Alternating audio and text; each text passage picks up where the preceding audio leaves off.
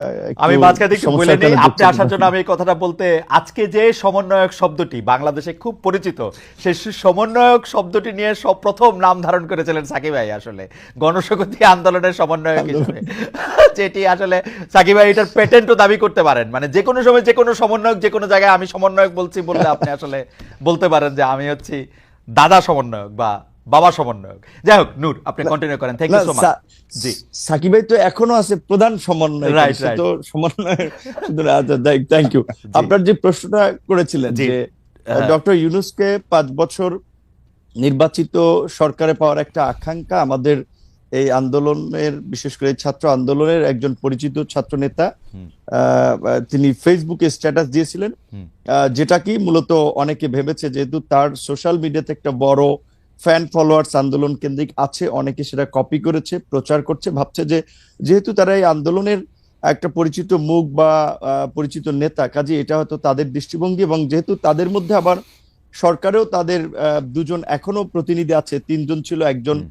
পদত্যাগ করে দল গঠন করেছে, অনেকে ভেবেছে তাহলে এটা বোধহয় এই সরকার ছাত্রনেতা তাদের একটা মনোভাব, তো কাজে এইটাকে পাবলিকলি এন্ডোর্স করা বা এটার পক্ষে জনমত গঠন করা, এইরকম ভাবেও কেউ কেউ ক্যাম্পেইনটা করতে পারে। তবে এটার সরকারের পক্ষ থেকেও জানানো হয়েছে যে এই ধরনের চিন্তা ভাবনা তাদের নাই। হুম দ্বিতীয় কথা, সরকারের যদি থাকেও, এখানে আমি কিংবা সাকিব ভাইয়ের মতো আমরা যারা একটা গণতান্ত্রিক ব্যবস্থার জন্য আওয়ামী ফ্যাসিবাদের বিরুদ্ধে লড়াই করেছি, হুম। তারা তো সেটা কখনোই মানবো না, কাজে এই ক্যাম্পেইনের পক্ষে থাকার প্রশ্নই আপ ওঠে না। আপ এবং আপনি কি চান যে আপনি বলছেন যে ক্যাম্পেইনের পক্ষে, আপনি চান যে ডিসেম্বর বা জুনের মধ্যেই নির্বাচন হোক, সেটা আপনি চান? আচ্ছা, আমার পজিশনটা বলছি, আপনার দুইটার একটু উত্তর দিয়ে আসি। আর জি সেকেন্ড জি। একটা ক্যাম্পেইন যেটা বলেছেন যে বিএনপির যেসব নেতা হুম ইলেকশনের জন্য খুব সরব এবং সোচ্চার, হুম তাদের বিষয়ে নানান ধরনের একটা ক্যাম্পেইন আবার চলছে, অনেককে হেয় করা হচ্ছে, নানানভাবে প্রশ্নবিদ্ধ করা হচ্ছে।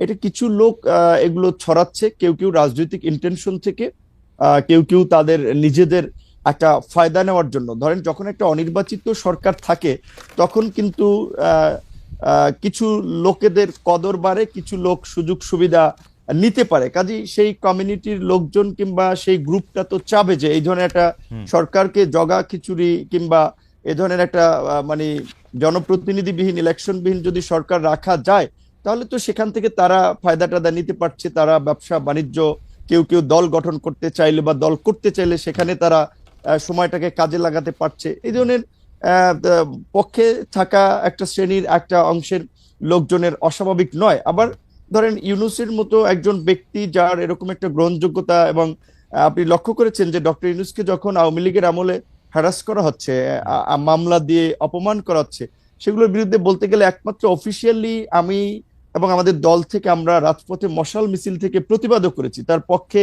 হুম অনেকে আদালতে গিয়েছেন, সেটা ভিন্ন বিষয়, আমরা হুম নৈতিক জায়গা থেকে তার পাশে দাঁড়িয়েছিলাম। তিনি যে আজকে সরকার প্রধান হবেন, সেটা কিন্তু আমরা কখনো কল্পনাও ওইভাবে করি নাই, তো তিনি হয়েছেন, আমাদের একজন পছন্দের মানুষ ছিলেন, আমরা সবাই সন্তুষ্ট, এবং আমরা তাকে সহযোগিতা করতে চাই, তাকে সহযোগিতা করতে চাই ওই জায়গা থেকে যে এই অন্তর্বর্তীকালীন যে এই ফ্যাসিস্ট সরকার পালিয়ে যাওয়ার ফলে যে একটা সাংবিধানিক এবং রাজনৈতিক দেশে সংকট তৈরি হয়েছিল, এই পরিস্থিতি থেকে উত্তরণের জন্য এবং জন আকাঙ্ক্ষার একটা অবাধ সুষ্ঠু নিরপেক্ষ নির্বাচন করার জন্য আমরা একজন নিরপেক্ষ ব্যক্তিকে ইমাম বা নেতা বানিয়েছি, যে তিনি জনগণ এবং রাজনৈতিক দলগুলোর প্রতি ইনসাফ করবেন, একটা সুষ্ঠু নির্বাচনের পথে জি। দেশকে এগিয়ে নিয়ে যাবেন। এবং আমাদের যে প্রত্যাশা, যে রাষ্ট্রের কিছু মৌলিক সংস্কার, যেটা হুম গত 16 বছরে আওয়ামী লীগ রাষ্ট্রের চরিত্রটাকে নষ্ট করে একটা ফ্যাসিবাদী রাষ্ট্রে পরিণত করেছে, সেই সংস্কারগুলো, সেই সংস্কারের জন্য আমরা বলেছি যতটুকু সময়ের প্রয়োজন, সেই সময়টুকু সকল রাজনৈতিক দল, আমরা যারা গণতন্ত্রের জন্য লড়াই সংগ্রাম করেছি, হুম। ফ্যাসিবাদের আমলে লড়াই সংগ্রাম আপনার করেছি, নির্বাচনটা তারা দিতে চায়। নুরুল। সেখানে ডক্টর ডক্টর ইউনূস সাহেব যেহেতু নিজেই বলেছেন যে আপনারা যদি ডিসেম্বর কিংবা বেশি জি সংস্কার চাইলে আরো 6 মাস, জি। তার মধ্যে একটা নির্বাচন হবে। তো আমার মনে হয় যে ডক্টর ইউনূসের কোনো ক্ষমতার লোভ নাই এবং তিনি হুম ক্ষমতায় থাকতে চাবেন না, তবে তাকে ঘিরে কিছু মানুষ একটা প্রত্যাশা কিংবা চাওয়া, সেটা আপনার যৌক্তিক কারণে কিংবা তাদের সুবিধার কারণে চাইতে পারে, তবে ডক্টর ইউনূস আমার মনে হয় সেই পথে হাঁটবেন না। এবং আমার ধারণা ডিসেম্বর কিংবা জানুয়ারি কিংবা মার্চ এপ্রিল নাগাদ এই নির্বাচনটা বোধহয় আপনি কি হবে। চান? মানে আমি ডক্টর ইউনূস এবং তার উপদেষ্টা পরিষদের প্রসঙ্গে এই কথাটা বারবার বলি, ডক্টর ইউনূস আসলে যদি রাষ্ট্র পরিচালনা ক্ষমতায় যেতে চাইতেন সেটা তিনি 2007 সালেই পারতেন, সেটা তিনি চান নাই বলেই এটা হয় নাই। কারণ আমরা সে সময় রিপোর্টার তার গ্রামীণ ব্যাংকের অফিসের সামনে আমরাও দাঁড়িয়েছিলাম যে এরকম কোনো ঘোষণা আসে কিনা, সেটি হয় নাই। পরে তিনি রাজি হয়েছেন, তিনি কিন্তু এখনো আসলে ছাড়তেই চান। আপনি কি চান? বা তার উপদেষ্টা পরিষদের অনেকেও। রাইট, এইখানেই আমি একটু একটা কথা বলা দরকার আপনার এই প্রোগ্রামের মাধ্যমে অডিয়েন্সদেরকেও। দেখেন, এখন ডক্টর মোহাম্মদ ইউনূস চাচ্ছেন না, আমরা যতদূর ওটাও জানি, স্বাভাবিকভাবে তিনি একেবারেই ইলেকশন দিয়ে এই বিতর্কের মধ্যে ঢুকবেন না এবং একটা রাজনৈতিক উত্তরণের জন্য তিনি দ্রুত ইলেকশন দিতে চান। এখন তাহলে ধরেন আমাদের এই আন্দোলনের পরিচিত একজন ছাত্র নেতা, তিনি ছাত্র নেতা হলেও তার একটা দায়িত্বশীল জায়গা আছে। তিনি যখন এই স্ট্যাটাসটি দিলেন, কিংবা আজকে আমি পুরো নিউজ দেখি নাই, হেডলাইনটা দেখেছি যে স্বরাষ্ট্র উপদেষ্টার একটা বক্তব্য হেডলাইন হয়েছে এরকম যে বলেছেন যে বাংলাদেশের জনগণ এখন ডক্টর ইউনূসকে 5 বছরের জন্য চায়। Right right. জি। তো এখন এইটা আপনার আমি বলাটা এক ধরনের, আরেকজন বলাটা এক ধরনের, সরকারের একজন উপদেষ্টা বলা কিন্তু অন্য মিন করে। তো তারা এই যে কিছু লোক যে ডক্টর ইউনূসের ঘাড়ে আবার বন্দুক রেখে নিজেদের ফায়দার জন্য একটা রাজনৈতিক, আমি মনে করি আরেকটা জটিলতা তৈরি করার চেষ্টা করছে, কিংবা দেশের মধ্যে আরেকটা অস্থিরতা তৈরির চেষ্টা করছে। কারণ স্বাভাবিকভাবে আমরা যারা গণতন্ত্র, ভোট এবং নির্বাচনের জন্য শেখ হাসিনার এই ফ্যাসিবাদের বিরুদ্ধে 16 বছর লড়াই করেছি, তারা তো যত দ্রুত সম্ভব একটা গণতান্ত্রিক ব্যবস্থার পুনঃপ্রবর্তন চাই। এটাও তো রাষ্ট্রের সংস্কারের একটা অংশ। সেই ক্ষেত্রে ইউনূস স্যার যেখানে বলেছেন ডিসেম্বরের মধ্যে কিংবা প্লাস মাইনাস 6 মাস, সেক্ষেত্রে আমি মনে করি এখন যেহেতু আমাদের সংস্কার কমিশনের, জাতীয় ঐক্যমত্য যে কমিশন, তারা ইতিমধ্যেই সংস্কার নিয়ে রাজনৈতিক দলগুলোর সাথে সমঝোতার সংলাপ শুরু করেছে। সেক্ষেত্রে সরকার যদি চায় তাহলে ডিসেম্বরের মধ্যে নির্বাচন হতে পারে, সেটা কিন্তু অস্বাভাবিক না। আর নির্বাচনটা যত তাড়াতাড়ি হবে সেটা দেশের জন্য মঙ্গল হবে। নির্বাচনবিহীন দেশের গণতন্ত্র, স্বাধীনতা, সার্বভৌমত্ব নিরাপদ নয়, আমরা মনে করি। যেটা নির্বাচন যত তাড়াতাড়ি হবে তত দেশের জন্য মঙ্গল হবে। সাকিব ভাই, আপনার সাথে তো মানে নূরের সাথে আরেকটা প্রশ্নের ব্যাপারে একটু কথা বলে আপনার কাছে আসছি। তবে তার আগে একটু দর্শকরা কি বলেছেন এটা একটু দর্শকের জরিপ একটু বলে দিতে চাই যে ভারতের বিমানবন্দর ও অন্যান্য বন্দরের জট কমাতে বাংলাদেশের ট্রান্সশিপমেন্ট সুবিধা বাতিল করা হয়েছে। প্রিয় দর্শক, দিল্লির এই দাবি সঠিক বলে মনে করেন কিনা? শতকরা 14% দর্শক মনে করছেন এটি সঠিক দাবি, 86% মনে করছেন যে এই দাবি সঠিক নয়। আচ্ছা, আমি একটু জনাব নুরুল হক নূরের কাছে একটু ফিরি। জনাব নুরুল হক নূর কিন্তু স্পষ্ট বললেন যে তিনি যত দ্রুত নির্বাচন হবে তত মঙ্গল। কিন্তু সাকিব ভাই এত স্পষ্ট করে কিছু, মানে এত স্পষ্ট করে বলেছেন কিনা কিছুটা, নূর আপনি জানেন সাকিবের কথা, কিছুটা মাথার উপর দিয়ে গিয়েছে আমাদের, যে এটা আসলে ঠিক উনি কি চেয়েছেন উনি নিশ্চয়ই পরবর্তী সময়ে বা যখন সময় আসবে তখন তিনি এটি আরো একটু পরিষ্কার করে আমাদের জন্য বলবেন। কিন্তু আপনার ব্যাপারে জনাব নূর, দর্শকরা মন্তব্য করছেন যে আপনি এখন সকালে একরকম বক্তব্য দেন তো বিকালে বিপরীত বক্তব্য দেন। এ নিয়ে কি বলবেন? গত কয়েক মাসে আপনাকে সোশ্যাল মিডিয়ায় যে এই আলোচনা আছে এটি আপনি লক্ষ্য করছেন কিনা? আমি উদাহরণ দেই কোন কোন বিষয়ে বলা হয়েছে। আপনি কখনো অন্তর্বর্তী সরকারের প্রশংসা করেন, কখনো সমালোচনা করেন, কখনো বিএনপিকে জোটবন্ধু বলেন, কখনো তাদের চাঁদাবাজির সমালোচনা করেন, কখনো নাহিদদের প্রশংসায় ভাসান, আবার কখনো ওদের সরাসরিভাবে সরকারি পদ ছাড়তে বলেন, বিভিন্ন অন্যায় অত্যাচারের কথা মনে করিয়ে দেন। আমি মনে করি এর সবই ঠিক আছে। আপনি কি মনে করেন যে আপনি কি আসলে সকালে এক কথা বলছেন, বিকালে এক কথা বলছেন? এটার ইন্টারপ্রিটেশন কি এরকম হইতে পারে যে আপনি কারো না কারোর সাথে কোনো না কোনো ভাবে কোনো না কোনো নেগোসিয়েশনের মধ্যে আছেন? জনাব নুরুল হক নূর। রাইট, এখানে একটা কথা পরিষ্কার যে দেখেন, আমি কিংবা আমাদের দল গণ অধিকার পরিষদ, আমরা রাজনীতিতে কিভাবে এসেছি এটা আপনি সহ ইনক্লুডিং পুরো দর্শক জানে। এখানে একটা বাস্তবতা হচ্ছে, যখন রাজনৈতিক দলগুলো রাজনীতির পরিস্থিতি কোণঠাসা কিংবা আওয়ামী লীগের অত্যাচার নির্যাতনে অনেকে তো হাল ছেড়িয়ে দিয়েছিল যে শেখ হাসিনার জীবদ্দশার সরকার পরিবর্তন হবে না, সেই সময় কিন্তু আমরা ঝুঁকি নিয়ে আন্দোলন সংগ্রাম করে আজকের এই কোটা সংস্কার আন্দোলন, যে আন্দোলনকে কেন্দ্র করে গণ অভ্যুত্থান, সেই আন্দোলন কিন্তু আমরা শুরুর দিকে করেছিলাম এবং এই আন্দোলনে আমরা পাইওনিয়ার। আমরা কোনো সুযোগ সুবিধা কিংবা প্রলোভনে এই পর্যন্ত পড়েছি বা বিক্রি হয়েছি এটা কেউ বলতে পারবে না। এখন একটা বিষয় হচ্ছে কি, ধরেন এই শেখ হাসিনা এই পরিস্থিতির পূর্বে স্বাভাবিকভাবেই বিএনপি, জামাত থেকে শুরু করে অপোজিশন সবাই আমাদেরকে ফাইন্যান্স করেছে, সাপোর্ট দিয়েছে, সহযোগিতা করেছে। কারণ একটা রাজনৈতিক স্বার্থের জায়গাও যদি বলেন কিংবা বাস্তবতা বলেন, সেই জায়গা থেকে যে এখন ছাত্র একটা আন্দোলন গড়ে তুলতে পারে ডাকসু থেকে বা ডাকসুর নেতৃবৃন্দ, ছাত্র নেতৃবৃন্দ, সেই জায়গা থেকে আমরা সমর্থন পেয়েছি। 5ই অগস্টের পরে যখন আবার একটা রাজনৈতিক নতুন ছাত্রদের একটা উত্থান হয়েছে, কিংবা রাজনৈতিক দলগুলো আগে যারা কোণঠাসা ছিল, প্রকাশ্যে সভা সমাবেশ মিছিল মিটিং করতে পারতো না, এখন সবাই যেটা একটা ওপেন ফিল্ড পেয়েছে, কাজে রাজনৈতিক প্রতিযোগিতার জায়গা থেকে এখন সেই সময় যারা সহযোগিতা করছে তাদের অনেকেই কিন্তু এখন আবার ভিপি নুরদেরকে একটা মাথা ব্যথার কারণ মনে করে, যে কারণে অনেকে একটা ড্যামেজ করতে চায়, ক্যারেক্টার অ্যাসাসিনেশন করতে চায়। আগে যেটা আওয়ামী লীগ করেছে, যে কে বিকাশ এইটা ওইটা নানান ভাবে, এবং আপনি দেখেছেন কি হাস্যনষ্ট করেছে গত 7টি বছর। এখন হ্যাঁ, অনেক কিছু বলেছে, কিন্তু একটা ঘটনারও কিন্তু প্রমাণ করতে পারে। এখন আমি পরিষ্কারভাবেই যেটা বলি, শুরুর দিকে আমি বলেছিলাম, সেটা আপনার শুধুমাত্র কোনো পাবলিক আলোচনা নেই, একেবারে জাতীয় ঐক্যমত্যের কমিশনের সাকিব ভাই তো সাক্ষী, সাকিব ভাই তো ছিল যখন সর্বশেষও যে জাতীয় সংলাপ হয়েছে, যেখানে সমস্ত রাজনৈতিক দলের নেতৃবৃন্দ ছিলেন, জাতীয় ঐক্যমত্য কমিশনের সদস্যরা ছিলেন, তাদের পরিচিতি পর্বে সেখানে আমি বলেছিলাম যে আমরা মনে করি যে বর্তমান যে অন্তর্বর্তীকালীন সরকার, এইখানে উপদেষ্টাদের সক্ষমতার ঘাটতি আছে, দক্ষতা অভিজ্ঞতার ঘাটতি আছে। যেখানে একজন উপদেষ্টার নাই একটা মিনিস্ট্রি চালানের অভিজ্ঞতার, তারে দিয়ে রাখছেন 3টা, সরকারটা চলবে কিভাবে? কাজী যদি আপনারা প্রকৃত অর্থে দেশের ভালো কিছু করতে চান, আপনারা এই উপদেষ্টা পরিষদকে জাতীয় সরকার, পলিটিক্যাল পার্টিগুলো এবং আন্দোলনের অংশীজনদের সাথে আলোচনা করে 2 বছরের জন্য এটাকে জাতীয় সরকারের রূপ দেন, এবং এটাকে তারপরে আপনারা সংস্কারগুলো বাস্তবায়ন করেন।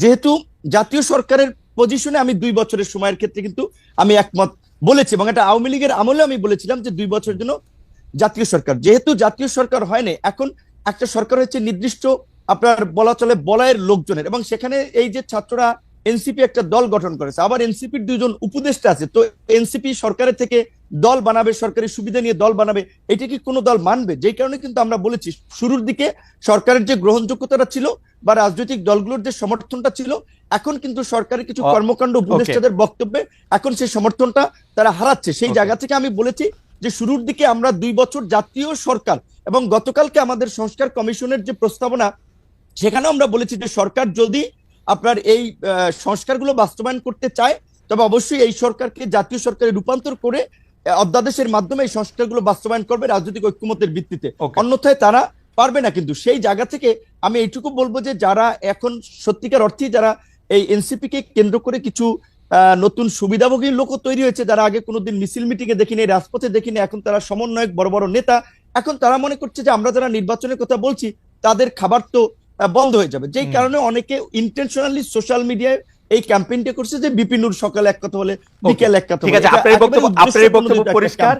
সোশ্যাল মিডিয়াতে একেবারেই আপনার বক্তব্য, এটা অনেকের উদ্দেশ্যপ্রণোদিতভাবে ক্যাম্পেইন, রাজনৈতিকভাবে ড্যামেজ করার জন্য, চরিত্র হনন করার জন্য। এইটুকু আমরা বলতে পারি। খালেদ ভাই, আপনাকে আওয়ামী লীগের আমলে আমার মনে আছে মির্জা ফখরুল ইসলাম আলমগীর সাহেব আপনার একটা প্রোগ্রামে এসে বলছিল যে আপনার এই প্রোগ্রামটাতে তারও ভালো লাগে।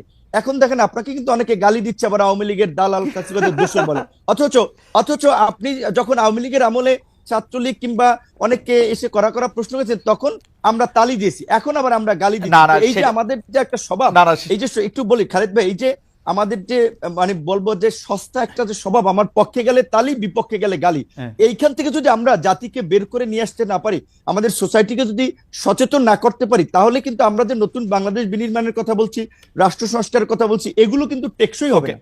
আমাদের মানসিকতার পরিবর্তন। আমার মনে হয় যে এই ব্যাপারে কোনো সন্দেহ নাই। তবুও সোশ্যাল মিডিয়াতে যেহেতু আমার বিরুদ্ধে একটা সোশ্যাল মিডিয়াতে কথা আছে, যদিও এই প্রশ্ন আপনাকে অনেকবার করেছি, তারপরেও এই প্রশ্ন আপনাকে আরেকবার করছি, এটা যদি আপনি হ্যাঁ বা না বাইনারিতে জবাব দেন তাহলে এটার সুবিধা। আপনি কি আসলেই মোসাদ্দের টাকা পেয়েছেন জনাব নূর? অনেকেই বলেছেন এই প্রশ্নটা কি আপনাকে করি নাই, আপনাকে প্রশ্ন আগেও আমাদের, আপনি হ্যাঁ বা না বলে দেন, আমার ব্যাখ্যা দেওয়ার দরকার নাই। না আমি ব্যাখ্যা দেওয়ার দরকার নাই আমাকে। এই কথাগুলো বারবার আনাই হচ্ছে আমাদের রাজনৈতিক ড্যামেজ করার জন্য। আসলে এইটা নিয়ে অনেক উত্তর দিয়েছি, ব্যাখ্যা দিয়েছি। আমি এটা বলবো যে যারা এগুলা আমার বিরুদ্ধে অভিযোগ যে আমি আপনাকে নাকি এই প্রশ্ন কখনো করি নাই, যদিও আমি আপনাকে এই প্রশ্ন অসংখ্যবার করছি। আমার বিরুদ্ধে এটা হচ্ছে আপনার অভিযোগ। অর্থাৎ আপনি কি না বললেন কিনা যে না, মানে না বলছেন না হ্যাঁ বলছেন, সেটা একটু বলুন। এটা তো প্রমাণ ভাই, এটা অসংখ্যবার বলেছে, এটা বিভ্রান্তিকর বিষয়, এটা একটা প্রোপাগান্ডা ছিল, সেটা তো প্রমাণ। ওকে, ঠিক আছে। আমার কাছে আমি একটু জনাব জোনায়েদ সাকির কাছে যাই। জনাব জোনায়েদ সাকি, একটা জিনিস হলো যে অনেকের আশঙ্কা থাকলেও দেখেন বাংলাদেশের রাজনীতিতে যারা সক্রিয় রাজনীতিবিদ আছেন, আমি জোনায়েদ সাকি ভাইকে আমার মানে আমি ওনার সবচেয়ে ঘনিষ্ঠ বলে বিভিন্ন জায়গায় দাবি করি, অনেক জায়গায় এক লাইন উপরে গিয়া বন্ধুও বলি, যদিও সাকিব ভাই আমার থেকে অল্প একটু বড়।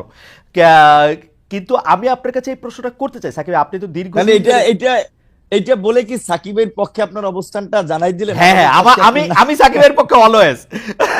কিন্তু আমি প্রশ্নটা করতে চাই যে আপনি তো আসলে রাজনীতিকে বিশ্লেষণও করেন, তো সেই ক্ষেত্রে 5 আগস্টের পরে যে একটা জরুরি অবস্থা জারি হয় নাই, সেনাবাহিনী যে আসলে একটা কি ক্ষমতার মধ্যে এটা বসে নাই, এটার একটা সিগনিফিকেন্স ছিল যেটা নিয়ে আপনার সঙ্গে আমার সঙ্গে অনেকবার আলোচনা হয়েছে। কিন্তু অন্তর্বর্তীকালীন সরকার গঠন থেকে দেশ পরিচালনায় সেনাপ্রধান সেনাবাহিনী প্রত্যক্ষভাবে জড়িত। এমনকি আমরা জনাব হাসান আব্দুল্লাহর কথা কিন্তু আইএসপিআর এর বক্তব্য দিয়ে অস্বীকার করা হয় নাই, বলা হয়েছে যে একটা অন্য পরিস্থিতিতে এই কথাটা বলা হয়েছে। কিন্তু এই যে প্রকাশ্যে অপ্রকাশ্যে মিটিং করা, নির্বাচন নিয়ে মন্তব্য করা, কে থাকবে না থাকবে এটা বলা, এইটা এই ক্যান্টনমেন্টের এই সক্রিয়তা আপনি কিভাবে দেখেন সাকিব ভাই? আমাদের অনেকগুলি প্রশ্ন আছে, আপনি যদি এটা একটু ছোট করে বলেন, আমি একটু নূরকেও জানতে চাইবো যে আসলে ক্যান্টনমেন্টের এই সক্রিয়তা বাংলাদেশের রাজনীতির জন্য বা আপনি কিভাবে দেখেন সাকিব ভাই?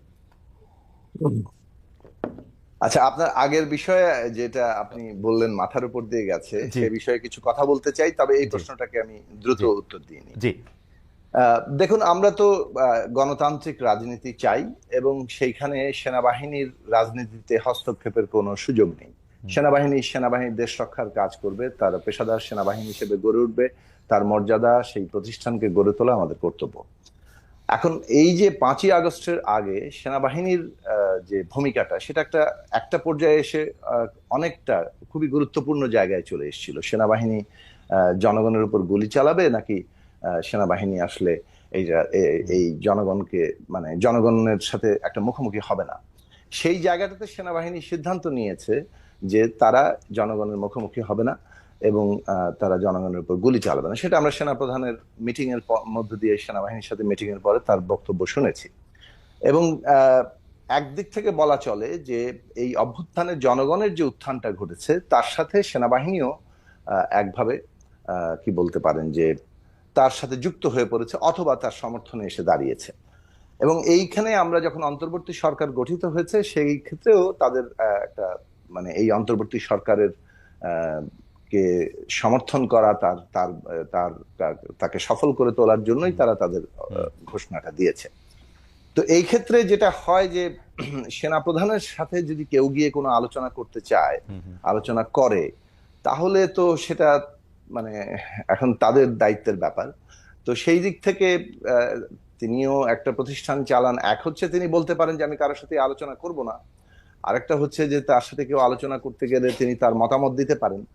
তো তার মতামতের জায়গাটি যেটা আমরা মানে মোটামুটি পাবলিকলি শুনেছি যে তিনি একটা এই সরকারের যে কর্মকাণ্ড সেটাকে তারা তাদের প্রতিষ্ঠানের জায়গা থেকে সর্বাত্মক সহযোগিতা এবং সফল করার জন্য কাজ করছেন এবং তারা রাজনৈতিক উত্তরণটা নির্বাচনের মধ্য দিয়ে যে পলিটিক্যাল গভর্নমেন্ট আসবে সেই প্রক্রিয়াটাকে চান। সেটা সেনাপ্রধানের বক্তব্যের জিস্ট হিসেবে আমি যদি বলি, তো সেটা বলার ক্ষেত্রে এটা ঠিক যে আপনি আইনি দিক থেকে দেখলে সাধারণ মানে বাস্তবতায় গণতান্ত্রিক প্রক্রিয়ায় এই ধরনের সেনাপ্রধানের বক্তব্যটাই আসলে মানে আসার কথা না, কিন্তু যে বাস্তবতার মধ্যে এসছে তিনি হয়তো কোথাও বলেছেন এবং সেই বিষয়ে প্রতিক্রিয়াও হয়েছে সমাজে।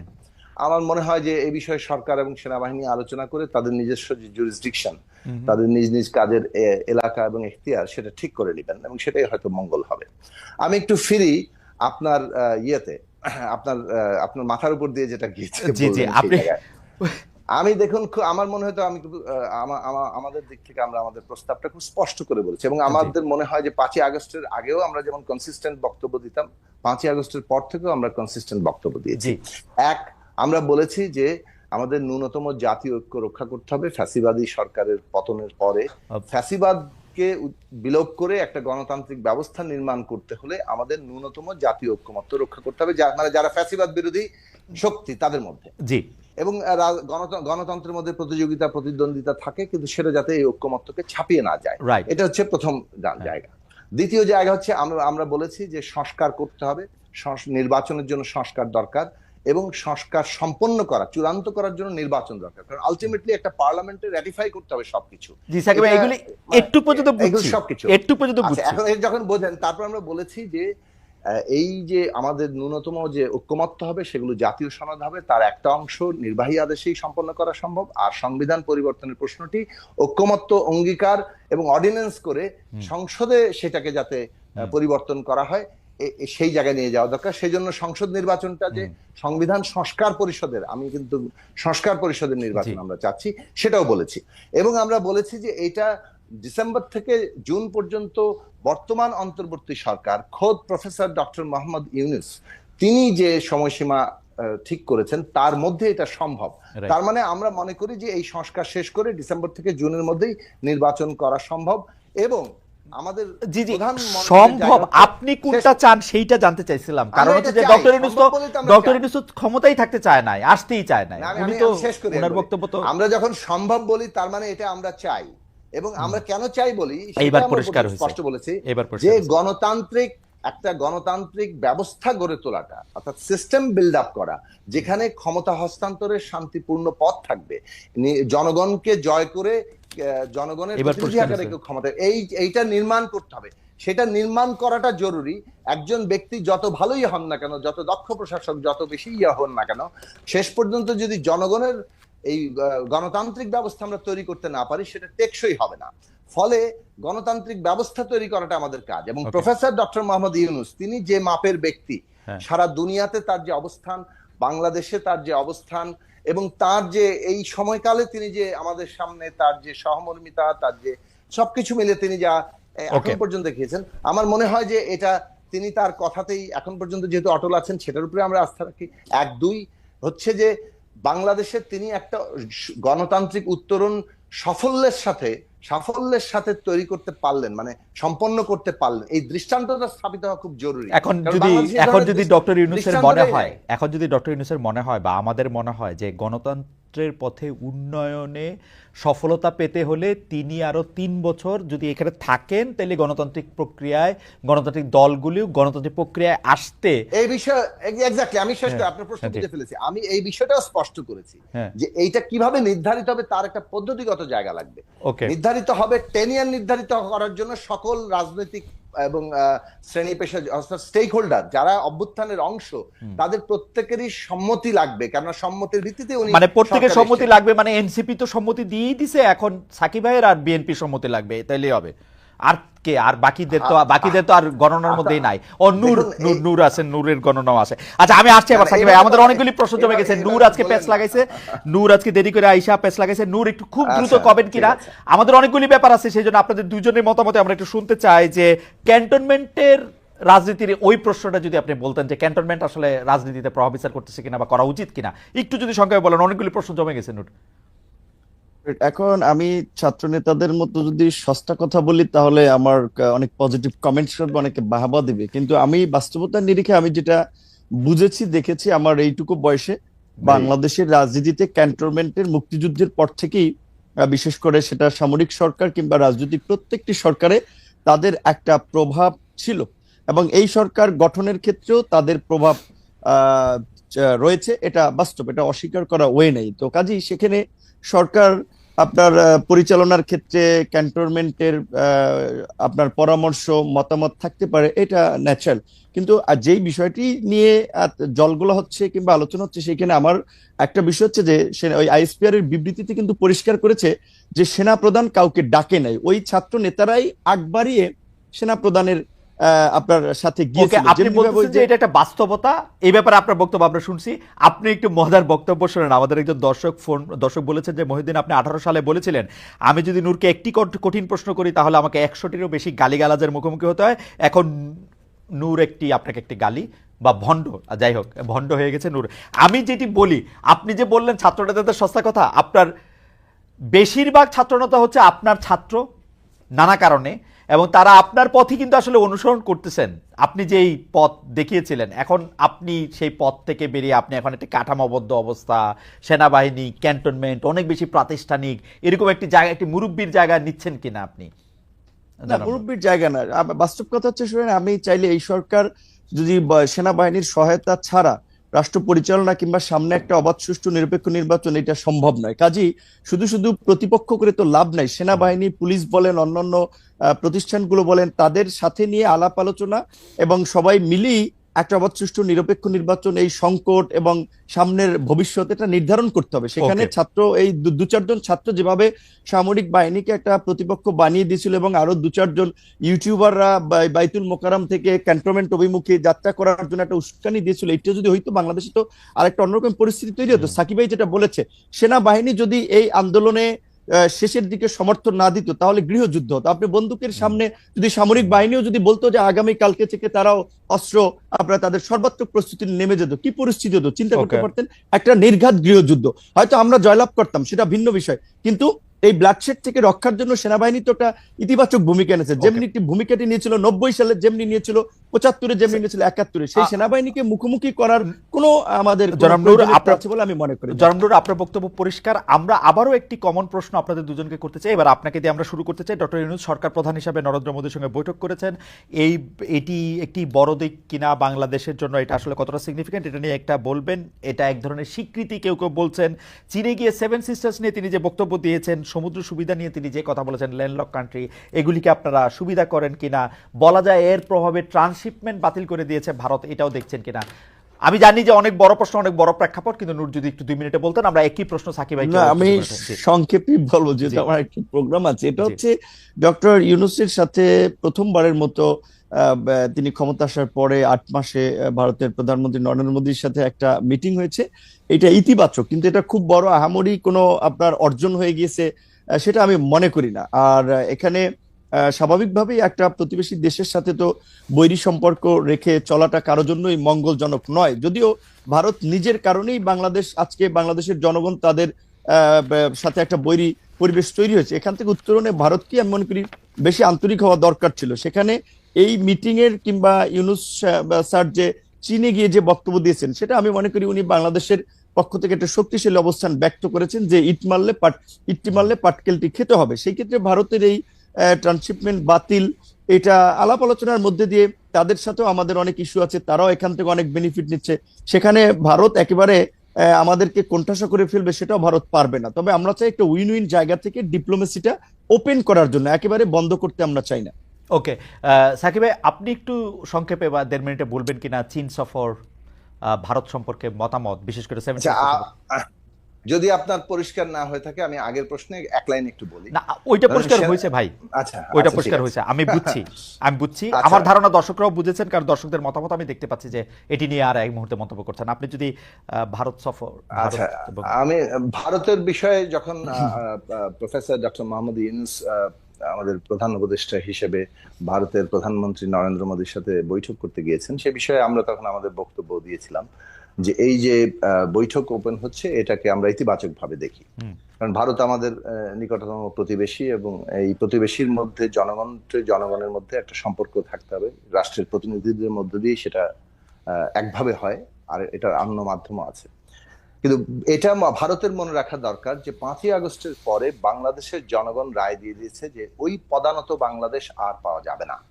বাংলাদেশ তার আত্মমর্যাদা নিয়ে, তার নিজের স্বার্থ নিয়ে অন্য রাষ্ট্রের সাথে সম্পর্কিত হতে চায়, সুসম্পর্ক তৈরি করতে চায়। এইটা আমাদের পররাষ্ট্রনীতি। বাংলাদেশের সেই পররাষ্ট্রনীতিতে যতটা দৃঢ় থাকা দরকার ততটাই দৃঢ় থাকতে হবে, কারণ এটাই জনগণ চায়। ডক্টর ইউনূস আছে কিনা এই দৃঢ়তা ডক্টর ইউনূস দেখাতে পারছেন কিনা? ডক্টর ইউনূস এখনো পর্যন্ত সেই দৃঢ়তা দেখিয়ে যাচ্ছেন, এবং সেটা আমাদের মনে হয় যে এটা অব্যাহত রাখা দরকার। ওকে, এই প্রশ্নটিও আপনাদের দুজনের জন্য। আমি একটু নূরকে শুনতে চাই আগে। নূর, জুলাই আন্দোলনের প্রেক্ষাপটে রাজনীতিতে অনেক ওলটপালট হয়েছে, কিন্তু যেটুকু আভাস পাওয়া যাচ্ছে আগামী নির্বাচনে বিএনপির নেতৃত্বে একটা সমমনাদের একটা জোট হতে পারে। সেইটার ক্ষেত্রে এমন হতে পারে আবার এনসিপি সহ যারা বেশি সংস্কার এবং অন্য ধরনের একটা বাংলাদেশ চাইছেন, তাদের আগ্রহে একটা জোট হতে পারে। এখন এই মেরুকরণটা নিয়ে আপনার একটু মন্তব্য শুনতে চাই। আমি আপনার মন্তব্য শুনে সাকিবের কাছে আসছি এই একই বিষয়ে একটু মন্তব্য করতে। এই মেরুকরণটা কি আসলে বাস্তব নাকি মিডিয়ার সৃষ্টি? আন্দোলনের পরিচিত ছাত্র নেতারা একটা দল করেছে, আর এক অংশ আরেকটা দল করছে। সেই দল সরকার গঠন করবে কিংবা আরেকটা জোটের নেতৃত্ব দেবে, এইটা মিডিয়ার অতিরিক্ত আমি মনে করি অতি রঞ্জন বা অতি প্রচার। একটা দল গঠন করেছে, তারা এখন পর্যন্ত নিবন্ধনই পায় নাই।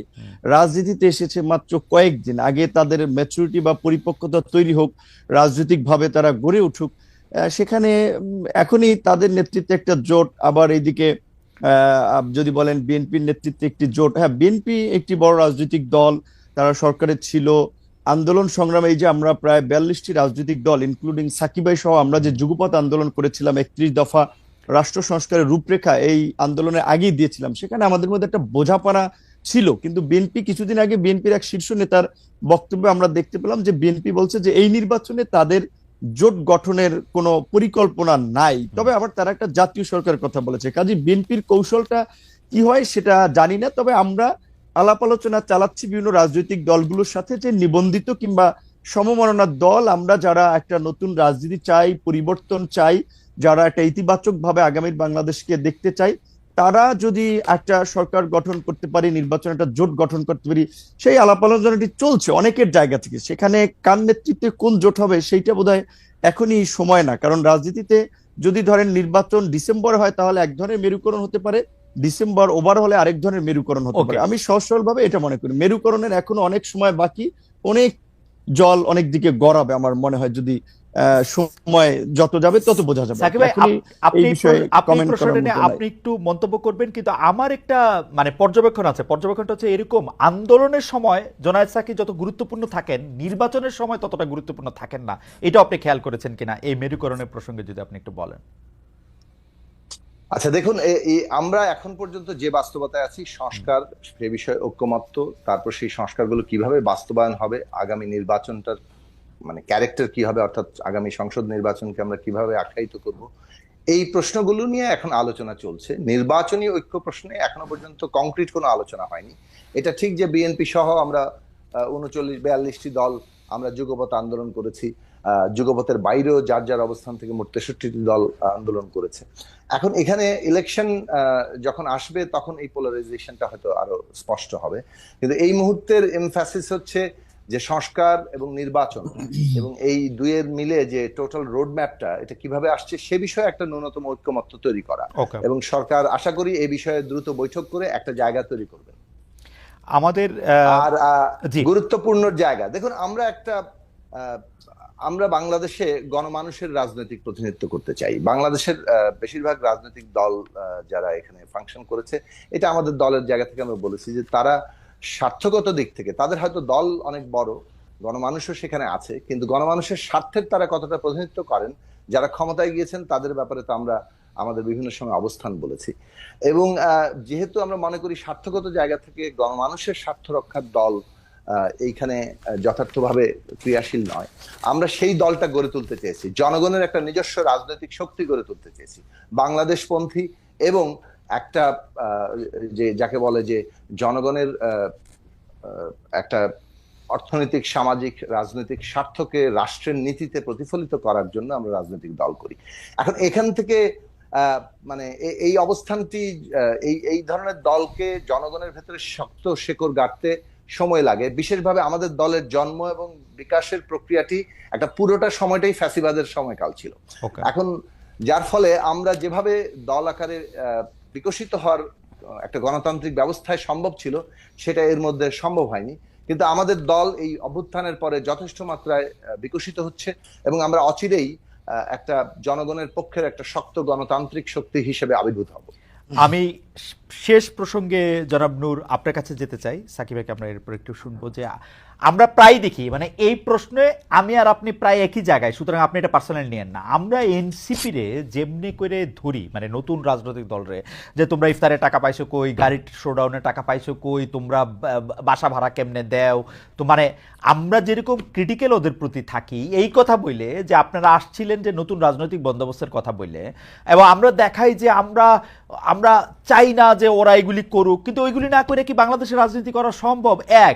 দুই হচ্ছে, যদি আমরা একই প্রশ্ন করে একইভাবে মানে কি বলে এটাকে আদালতে তুলি, তাহলে তো বিএনপি, আওয়ামী লীগ, জাতীয় পার্টি, জামায়াত এরা কেউ বাংলাদেশের রাজনীতি আর করতে পারবে না। মানে তাদের রাজনীতি শেষ করে দিয়ে বা তাদের রাজনৈতিক ধারা শেষ করে দিয়ে নতুন একটা রাজনীতির জায়গায় আমাদের জনগণকে দাঁড়াতে হবে। আমরা কি তার জন্য রেডি আছি নূর, নাকি আমরা তাদের প্রতি একটু বেশি হার্শ? আপনার কাছে কি মনে হয়? না, এখানে তো আন্দোলনের আগে একটা পরিষ্কার ঘোষণাই ছিল যে আমরা একটা ব্যবস্থার পতন ঘটিয়ে একটা নতুন রাজনৈতিক বন্দোবস্ত প্রতিষ্ঠিত করতে চাই। আজকের এই যে পরিবর্তিত পরিস্থিতি, এই পরিস্থিতি আনতে যে যারা জীবন দিয়েছে, আপনি সেদিনও পত্রিকা লক্ষ্য করেছেন, আপনার আমার পটুয়াখালী জেলার বাউফল উপজেলার একটি ছেলে মারা গিয়েছে, যার বাবা পত্রিকার সাক্ষাৎকার দিয়ে টেলিভিশনে বলেছে যে রিক্সা এবং গরু বিক্রি করে তার ছেলের চিকিৎসা করেছে। তো এই যে একজন সাধারণ শ্রমজীবী মানুষ, সে যে জীবন দিয়েছে বা এই মৃত্যুবরণ যারাই করেছে এই আন্দোলনে শহীদ হয়েছে, তাদের অধিকাংশই একেবারে সাধারণ আম পাবলিক জনতা, তারা কোনো রাজনৈতিক দলেরও বড় নেতা না, কোনো এমপি মন্ত্রীর ছেলেও না, এবং তারা কেউ এমপি মন্ত্রী হতেও রাস্তায় জীবন দেয়নি। তারা একটা সুন্দর দেশ, একটা সুন্দর ব্যবস্থা, এই আহ্বানেই তারা রাজপথে নেমে এসেছিল। সেই আকাঙ্ক্ষাটা যদি আমরা পূরণ না করতে পারি, তাহলে আমরা কিসের নতুন রাজনীতির কথা বলছি? এখানে আপনি যথার্থই বলেছেন যে এনসিপি স্বাভাবিকভাবেই তারা যেহেতু সরকারে এই আন্দোলনের ছাত্র প্রতিনিধি হিসেবে 3জন উপদেষ্টা পরিষদে গিয়েছেন, 1জন পদত্যাগ করেছেন, 2জনে আছেন, তো জবাবদিহিতাটা তো এখন তাদের কাছে অনেকে চাইবে। তারা তো সরকারে আছে, সরকারের পার্ট। আমি কিংবা সাকিব ভাই, বিএনপি তো সরকারের পার্ট না, কাজে ওইখানে তো একটা বিশেষ করে আলোচনা সমালোচনার জায়গাটা তো থাকবে। সেইখানে তারা যখন একটা নতুন কিছুর কথা বলছে, একদিকে আওয়ামী লীগের বিচারের কথা বলছে, আবার আওয়ামী লীগের লোকজনকে নিয়ে তারা প্রোগ্রাম করছে, কিংবা তাদের ব্যবসায়ীদেরকে মাফিয়া, আমরা যারা লুটপাটকারী বলছি তাদেরকে আবার ব্যাকআপ দিচ্ছে, তাদের কাছ থেকে ফান্ড নিয়ে আবার প্রোগ্রাম করছে, তাহলে তো এটা ক্রিটিসাইজ করবেই। এবং এইখানে এতদিন হয় নাই 50 বছরে, তার মানে এখনো এইভাবেই যদি চলে তাহলে তো নতুন রাজনীতির দরকার নেই, তাহলে তাদের নতুন দল করারও তো দরকার নাই। মানুষ তো একটা পরিবর্তন চায়, সেখানে আমাদেরকে তো ন্যূনতম চেষ্টাটা করতে হবে যে বাংলাদেশের রাজনৈতিক দলের ফান্ডিং সিস্টেম এইটা পরিবর্তন করতে যাই আমরা গালি শুনি যে আমরা বিকাশে টাকা তুলি। আমরা তো বলেছি যে রাজনৈতিক দলের অনুদান জনগণ দিবে, আমরা সেই সিস্টেম চালু করবো। আমরা নির্বাচন কমিশনে প্রস্তাব দিয়েছি, এই যে কালো টাকার যে নির্বাচন আধিপত্য, কোনো পোস্টার প্রচারণা প্রার্থী ব্যক্তিগতভাবে করতে পারবে না, নির্বাচন কমিশন করে দেবে এমন সিস্টেমে যেন কারো ব্যক্তিগত খরচের প্রয়োজন হয় না। আমরা জনগণকে সচেতন করি যে জনগণ যেন টাকার কাছে বিক্রি না হয়। কিংবা এই যে সরকারি কাজের ক্ষেত্রে দেখেন, এই সরকার ক্ষমতা এসেছে আজকে 8 মাস, সরকার শুরুর দিকে এসেই বোমা ফাটিয়েছে, আলোচনার জন্ম দিয়েছে যে উপদেষ্টারা আপনার সম্ভবত নভেম্বর মাসের মধ্যে সম্পদের হিসাব বিবরণী জমা দিতে বলেছে। কয়জন উপদেষ্টা দিয়েছেন? সরকারি কর্মকর্তা কর্মচারীদের সম্পদের হিসাব বিবরণী জমা দেওয়ার কথা বলেছেন, কয়জন বলেছেন? তো এই সরকারও তো রাজনৈতিক সরকারের মতো, তাহলে শেষ পর্যন্ত ওই কাউকে তুষ্ট করার জন্য যে না আমরা সরকারি কর্মকর্তা কর্মচারীর বিপক্ষে যেতে পারে, সেটি নিয়ে আর আগালেন না। এই সরকার, এই যে গণ অভ্যুত্থানের একটা সরকার, তাদের প্রথম এবং প্রধানতম দায়িত্ব ছিল এই গণ আন্দোলনে আহত এবং নিহতদের আপনার ক্ষতিপূরণ, পুনর্বাসন, তাদের সুচিকিৎসা। অথচ কিছুদিন আগেও দেখলাম আমরা বিনা চিকিৎসায় মানুষ মারা যাচ্ছে। কারা গণহত্যার বিচার এখন পর্যন্ত দৃশ্যমান এবং ইফেক্টিভ একটা পদক্ষেপও নিতে পারে নাই, বরঞ্চ এই সরকারের আপনার প্রশ্রয় আওয়ামী লীগের এমপি মন্ত্রী হাসান মাহমুদ, স্বরাষ্ট্রমন্ত্রীরা পালিয়ে যায়, সেনানিবাস থেকে 626 জন পালিয়ে যায়। আমরা এখন পর্যন্ত এই যে রাষ্ট্র সংস্কারের যে আওয়াজ আমরা দেখতে পেলাম, ঢাকঢোল পিটানোর চতুর্দিকে আওয়াজ, এই 8 মাসেও 8টা লাইনও রাষ্ট্র সংস্কারের বাস্তবায়ন আমরা দেখতে পাইনি। তো তারাও যদি এই পুরনো পথে হাঁটে, তাহলে এই পরিবর্তন কি দরকার ছিল? এত মানুষ কেন জীবন দিল? এই জবাব কে দিবে? তার জন্য আমাদের পরিবর্তন অবশ্যই করতে হবে, পরিবর্তনের পথে হাঁটতে হবে। আমার যেটা একটা প্রোগ্রাম আছে, আমি বিদায় নিচ্ছি, খালেদ ভাই যদি মাফ করেন। না, কোনো অসুবিধা নাই, আপনি শুধু প্রশ্নটি শুনে রাখেন। আমরা জনাব জুনায়েদ সাকিকে শেষ প্রশ্ন করব। শেষ প্রশ্নটি হচ্ছে যে বাংলাদেশে আমরা দেখেছি যে বিএনপির সাথে হেফাজত ইসলামের সাথে একটি বৈঠক হয়েছে, বিএনপি এবং কি এনসিপির সাথেও হেফাজত ইসলামের একটা বৈঠক হয়েছে। বাংলাদেশের রাজনীতিতে জামায়াত এবং হেফাজত ইসলাম এবং ইসলামিক দলগুলোর ভূমিকা কি থাকবে সেটা নিয়ে আমরা শেষ প্রশ্নটা করব। আপনি চাইলে থাকতে পারেন, মন্তব্য শুনতে পারেন, অথবা আপনাকে আমি একটু 30 সেকেন্ড বলতে পারি এই বিষয়ে। এটা তো একদম যদি 30 সেকেন্ড বলেন তাহলে 30 সেকেন্ডে জাস্ট এইটুকু বলবো, বাংলাদেশে প্রায় 90% মানুষ ইসলামী মূল্যবোধে বিশ্বাসী। এখানে সাকিব ভাই ইসলামী সেন্টিমেন্টের বাইরে বিপরীত রাজনীতি করে না, আমিও করি না, আমরা করব না। আমরা একটা লিবারেল পলিটিক্স করি আমাদের দলগুলো, কিন্তু এখানে ইসলামিক রাজনীতির নামে বিশেষ করে দেশি বিদেশি গোয়েন্দা সংস্থা বিভিন্ন ফান্ডিং এ একটা উগ্রপন্থা তৈরি করে রাজনীতির মাঠে দেখানোর চেষ্টা করা হচ্ছে, যেটা আমাদের সবাইকে ক্ষতি করবে। এই বিষয়ে যেন আমরা সচেতন থাকি, সতর্ক থাকি, এইটাই আমার আহ্বান। জনাব নুরুল হক নূর, আপনাকে অনেক ধন্যবাদ। আমি জনাব জুনায়েদ সাকিকে প্রশ্নটি আবার একটু করতে চাই যে বাংলাদেশের রাজনীতিতে, জনাব নূর ইচ্ছা করলে আপনি চলে যেতে পারেন, যে বাংলাদেশের রাজনীতিতে জামায়াতে ইসলামী, হেফাজতে ইসলামী এবং ইসলামী দলগুলোর ভূমিকা আপনি কিভাবে দেখেন? এই যে আসছে ভবিষ্যতে তারা কতটা ফ্যাক্টর, তাদের সাথে কাদের জোট হবে, এবং এই ধরনের রাজনীতিতে আপনি এটা কি মনে করেন?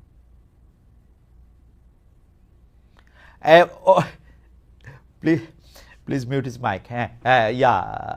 সাকিব ভাই। সাকিব ভাই। আচ্ছা,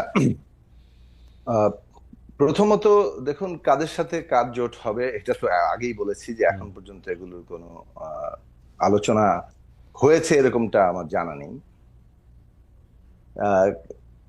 কিন্তু আমি যে প্রশ্নে আপনি বলেছেন জামাত ইসলামী সহ, আমরা এটা একটা দীর্ঘদিন ধরে আমাদের অবস্থানটা আপনি জানেন যে 1971 সালে রাজনৈতিক যে অবস্থান জামাত ইসলামী সহ 4টি দল নিয়েছিল, তাদের ব্যাপারে আমরা একটা আমাদের বক্তব্য সবসময় দিয়েছি যে 1971 সালে বাংলাদেশের যে উত্থান, তার জন্য যে মুক্তি সংগ্রাম, সশস্ত্র সংগ্রাম হয়েছে, এই চারটি রাজনৈতিক দল রাজনৈতিকভাবে কেবল পাকিস্তানের পক্ষ নেয়নি, পাকিস্তানি সেনাবাহিনীর অনেক ক্ষেত্রে তারা সহযোগী হয়েছে নিজেদের নানান রকম সংগঠন তৈরি করে।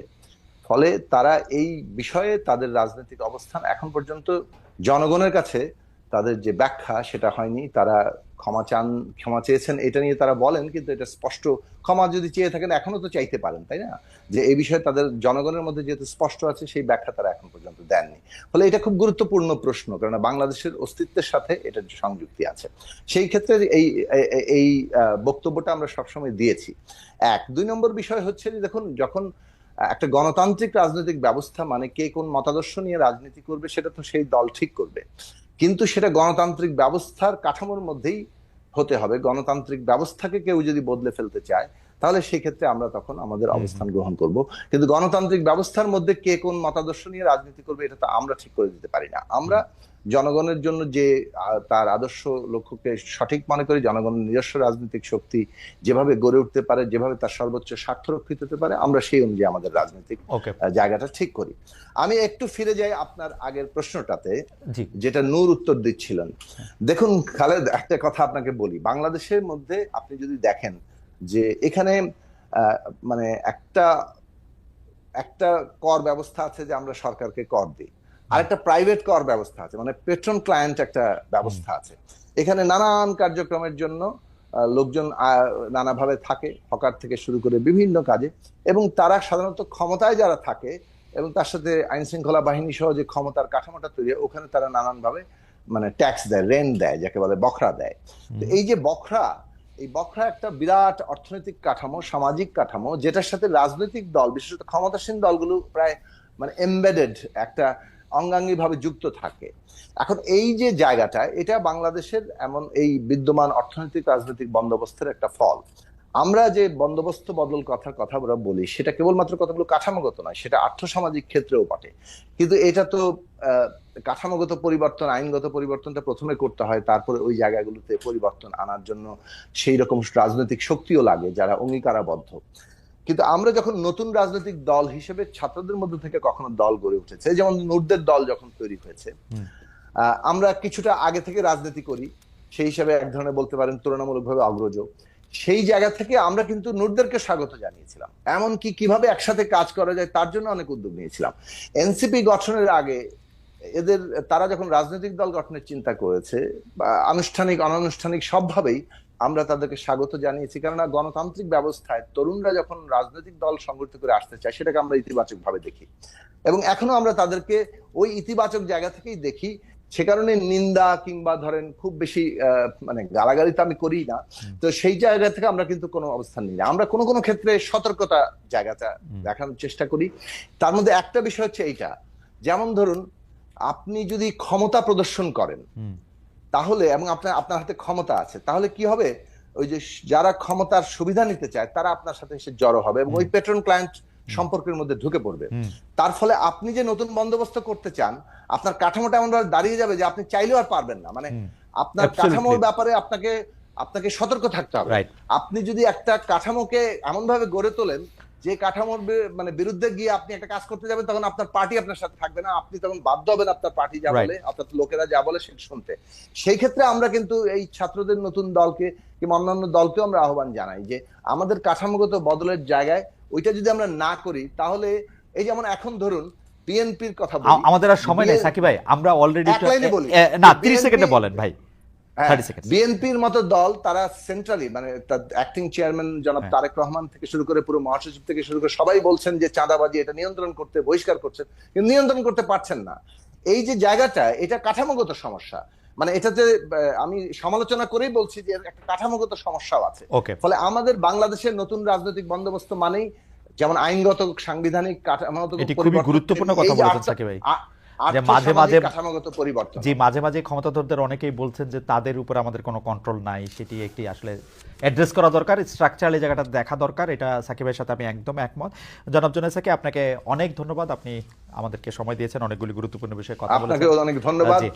এবং অনেকদিন আশা পর করব আপনার আপনার আসতে কথা আপনার কথা আমি এরপরে যাতে খুব ভালোভাবে বুঝতে পারি, আপনাকে যাতে বারবার ব্যাখ্যা না করতে হয়। দর্শক, আপনাদের অনেক ধন্যবাদ। আমরা নিশ্চয়ই নতুন অতিথিদের নিয়ে আপনাদের সঙ্গে আবার